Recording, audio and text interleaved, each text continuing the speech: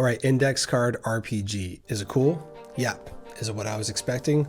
Not at all. Am I going to talk about it? Absolutely.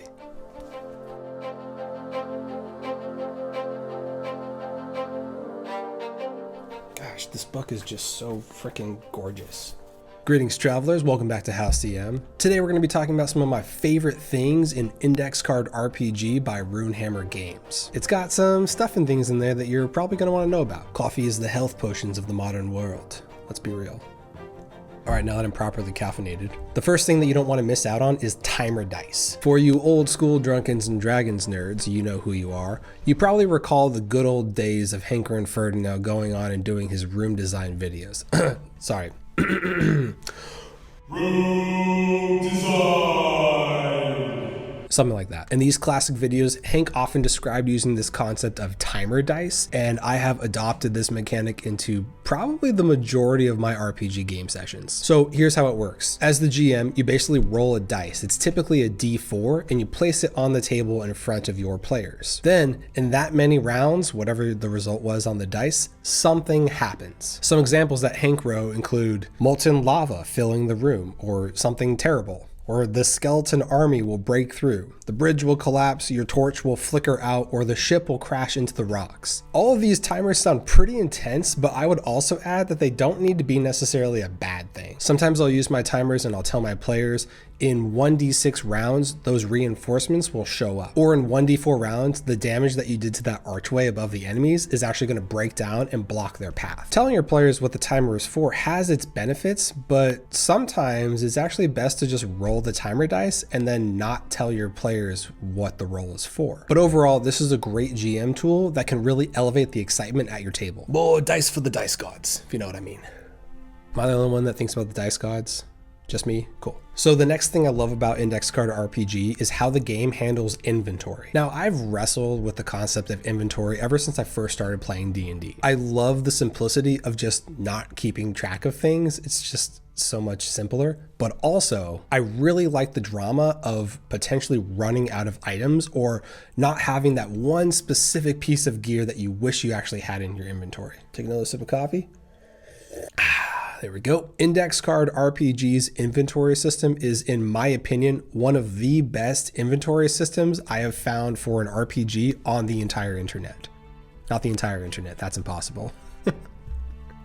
What is the entire internet? It's its own multiverse. Goodness. I've looked at a lot of systems, and this one by far captures the essence of making it easy to track how much crap you're carrying with you, but then not just letting you have an infinite number of things. It's really simple. You can have 10 equipped items, and then you can have 10 plus strength carried items. This separation of equipped items and carried items still gives you that feeling that you can bring enough stuff to feel prepared, but not to the extent that you just have infinite items. It's often bothered me that the archer type character just sort of hand waves counting ammunition, and then you have that one player that goes around and like collects and picks up everything and is basically a walking Swiss Army knife. I think this system is so simple and so efficient that I've adopted it into all of my 5th edition and old school essentials games, and I haven't looked back since. The next one is a bit odd, and I'm still surprised that it's actually on this list. I haven't seen that many RPGs include some sort of world map in their like main player rules handbook. Index Card RPG has 2. They are each unique and beautiful, and I am just a sucker for good medieval fantasy maps. Now, Ghost Mountain arguably is not a medieval fantasy setting. It's more of like a kind of a Western,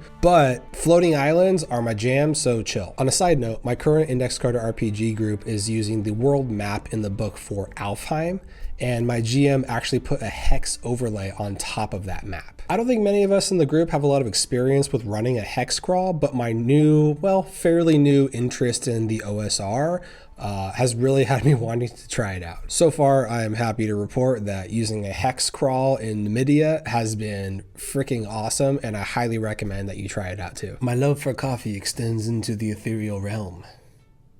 All right, and by far the greatest perk of playing index card RPG is the simplicity. My first time playing 5th edition Dungeons and Dragons was actually at my local game store. I remember walking into the shop, asking if I could join a random table during their open table night, and sitting down to create my very first character. My DM recommended that we skip a lot of the more complex aspects of creating a character, so that way we could just more quickly jump right into the game. He called it the abbreviated way, and it still took me about an hour to create my character. This is fine. I think spending an hour to create a character in 5th edition totally makes sense, and I still had a great time. But in ICRPG, the character creation process is so quick and simple. The biggest decisions you are likely to make in ICRPG is your class's first ability and their starting loot. Everything else is super straightforward, and to show you, we'll just go through that really quick right now. The first step is to choose your life form, and there's a whole list of different options in the book. Once you've chosen your life form, the next step is to assign your 6 stat points. These 6 points sort of act like modifiers like in 5th edition, and they also count as your bonus to hit things in combat. If you want, you could put all 6 points into one stat and be a super skilled person in one thing, or you can spread out all 6 points, one into each stat, and be a Jake of all trades, so to speak. The third thing you want to do, and this is the one I actually missed when I first created my character in the game, but you want to assign your 4 effort points. Effort and damage are kind of used interchangeably in ICRPG. This is effectively your damage bonus. The fourth thing you got to do is choose one ability. That's it. Each class has 3 starting abilities that you can choose from. You just got to pick one of them. It's pretty straightforward. And then the 5th thing that you got to do is choose one starting item, and this is specific to your character. And then you also got to pick 4 basic items, which is kind of like a backpack or torches or a sword and scabbard or an axe, stuff like that. And that's basically it. It was pretty simple for me to go from playing 5th edition to just moving over to playing ICRPG, and I was able to figure it out fairly quickly. Also, Hank just recently announced that you can get a significantly more affordable softcover version of ICRPG Master Edition over on DriveThruRPG.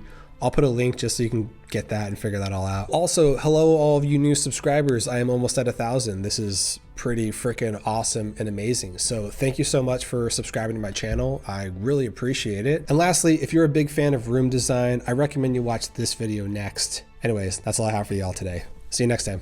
Bye.